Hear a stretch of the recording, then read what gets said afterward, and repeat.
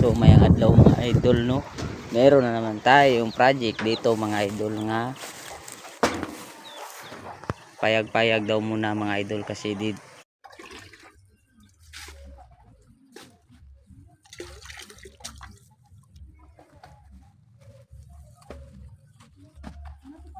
mga idol. Tapos na po yung piling ng hollow block ko mga idol So dito natin lagay yung poste mga idol. Yan. Idol, ating pag-usapan ang paggawa ng kahoy ang ating gamitin mga idol. So dito mga idol, nagkuha ko ng HCM. Ito na po siya idol at nalagay ko na yung mga poste. Yun oh. 4 na poste mga idol.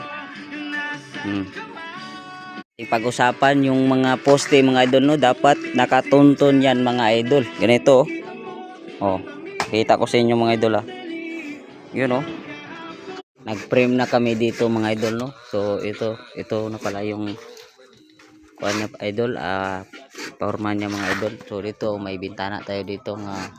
So natapos ko na rin yung pag-akit ko mga idol no. Ito na po siya. May installation pump po yan mga idol.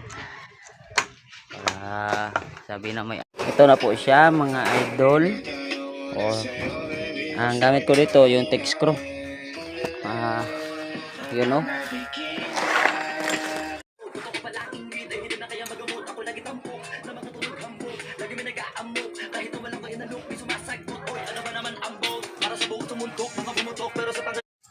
Idol, bigay ko sa inyo nga kapag magtrabaho kayo dito ng wall cladding yung pang wall nyo, yun mga idol no, nalagay ko na po yung mga wall cladding nga at saka yung mga tawag nito man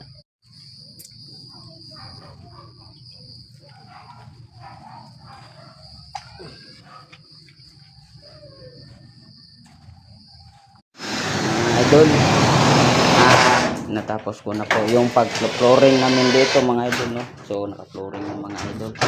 Lagyan na natin dito ng perta. Ito na po yung pintuan ko mga idol no. Ito, wall cladding din siya idol, tsaka horizontal yung paggawa ko ng mga metal cladding